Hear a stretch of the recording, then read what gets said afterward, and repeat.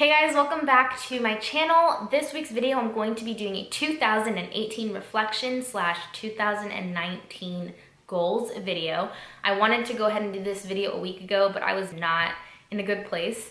After the holidays, it was just crazy and stressful, and I was being attacked by a lot of negative thoughts.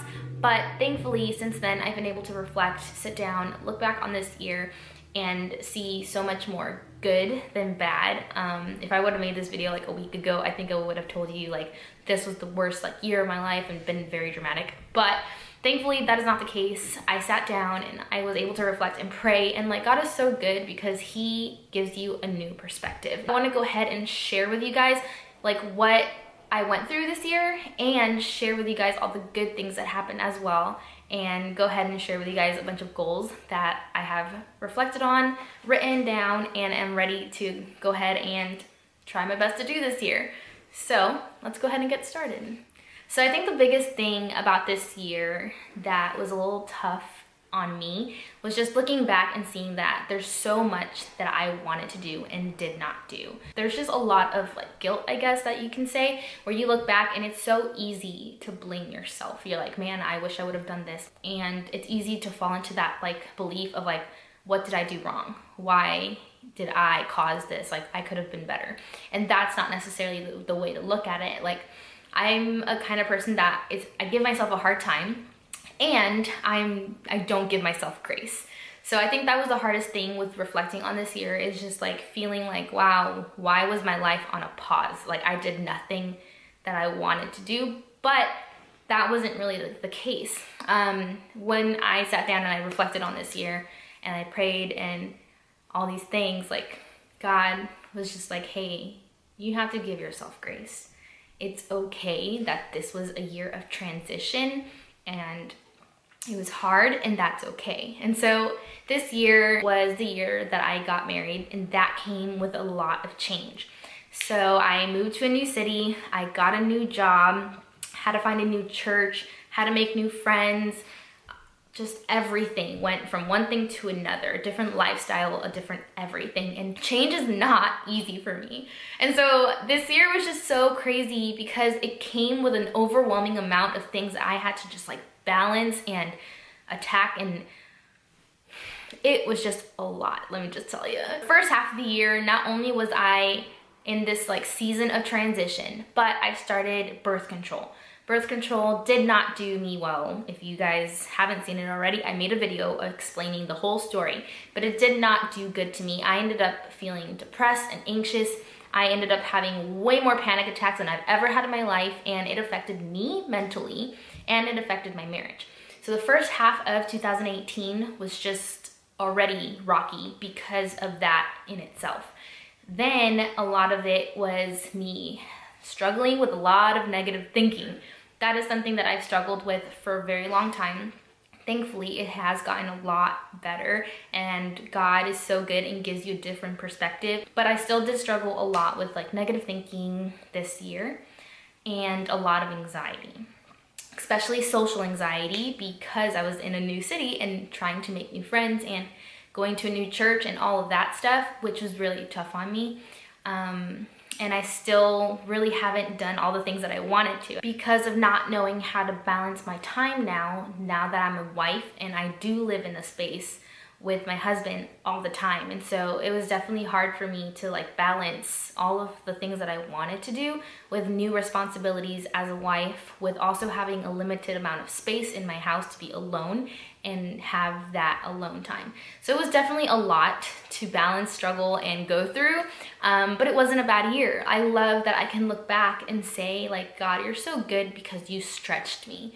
Not only did you stretch me, you grew me, you molded me, and you were there every step of the way. And so many good things also happened this year, not just a bunch of difficult things, but good things did happen. And last week, I couldn't even see that, but God is good, guys. This year, I became a wife. I'm married to the love of my life, and he is my best friend. And this whole entire year, I've gotten to know him so differently, and we've grown, and it's just, I'm so thankful for what he is doing through my marriage. I love that I can learn from it, that I'm becoming a better person from it, learning to be selfless, learning to be patient, just there's so much goodness coming from just that alone. Not only that, but God blessed me with a place to live. He's provided for me this whole entire year. Like, being newlywed and not knowing if we could even afford all of the things that we do was scary, but God provided every step of the way, which is so cool, like how everything fell into place, and that was God's doing. As well as he provided for me with my student loan, which was a whole nother mess, but like he completely handled that situation. He gave me an amazing job. He gave me an amazing group of people who are my coworkers, who are my friends, and that in itself is an amazing blessing. Like, they're really amazing people who love God, who also love the things that I do, and that didn't have to happen. Like, God was like, hey, Evelyn, here are some friends who have all the interests that you do. Like, that was awesome. I even ended up growing in my blog and YouTube, where now I am actually making a video every single week and being able to balance my time enough to do so, as well as working with more brands and almost like making my blog like my business. So it's been such an interesting year because it was full of a lot of mixed emotions, but definitely I'm thankful that I can look back and say like, wow, God, you're good, because God is so good and can give you a whole new perspective if you really like look for it. So I'm gonna go ahead and move on to my goals that I wrote down. They're not crazy goals. Like, I don't really like resolutions where I'm trying to change something. It's more things I want to work on that I was trying to work on already, but ways to maybe like do it differently. So I'm gonna go ahead and just like read a few of them. One of my biggest things that I want to work on is connecting with people. Like I said before, that's my hardest thing, is that I get shy, I get scared. So many things get in the way of me being able to like find people to connect with. And then when I do finally connect with certain people, I get scared again and I don't like pursue it. So I do struggle with that, and I wrote a few things that might help me like feel better and maybe like help me move forward this year with making like certain friends. So one of the things that I want to do to connect with people is I want to start serving at church. I'm not sure if I want to do the youth group or if I want to serve with the kids ministry, but I know that like I miss doing so. And the reason why it was so hard doing it this year was because me and Marcus only have one car, but I do want to make a point to try to find out a way where I can serve in one way or another. I also want to go ahead and find a small group. So that was something that was tough this year as well, with just making time plus having one car. It was difficult to do. We started one at the beginning of the year, and eventually when that one was over, we never rejoined a small group. So I definitely want to go ahead and join a small group. That way I can go ahead and make some more connections and more friends with people who love Jesus, and that's something that I definitely want in my life. I also, of course, want to make more friendships with bloggers. I think that I didn't even notice it, but I definitely think that's another thing that made this year hard, was that I went from being in Orlando, in like last year was like groundbreaking for me with making friends, because I actually challenged myself to not be so afraid and like reach out to people. And I actually ended up making so many blogger friends in Orlando, and then moving here, I moved an hour away from all of them. And so it's been hard because I did find a few here in Lakeland, but there's not so many. And so it's just been hard because connecting with people who have the same interests as you is really hard. I feel like there's only 2 fashion bloggers in Lakeland, and they already are my friends. Thankfully, they're the coolest. But being that there's only 2, it's hard to like all be like either available, or it's just really hard to connect that way. So that's definitely been hard. I want to find like-minded people. So not just blogging, but YouTubing. I want to find people who also like to do it so I can connect and create with them. And the last thing that I want to go ahead and work on this year is being more intentional with the friends that I already have. I have 2 friends that don't live in Lakeland that I love so, so much. One of them lives in California. One of them lives in Georgia. But I don't talk to them as much as I want to. They do live far away, but I can easily text them or FaceTime them, and I don't do it as much as I wish I did, just to catch up and just see how they're doing. And I know that not only is that going to be healthy for our friendship, but it's going to be healthy for me, because I'm going to bring some connection into my life and remind myself, hey, you're not alone. You still do have people in your life that love you, and you just have to like be intentional with that. Second biggest thing that I want to work on, which should have been the first one, is to spend more time with God.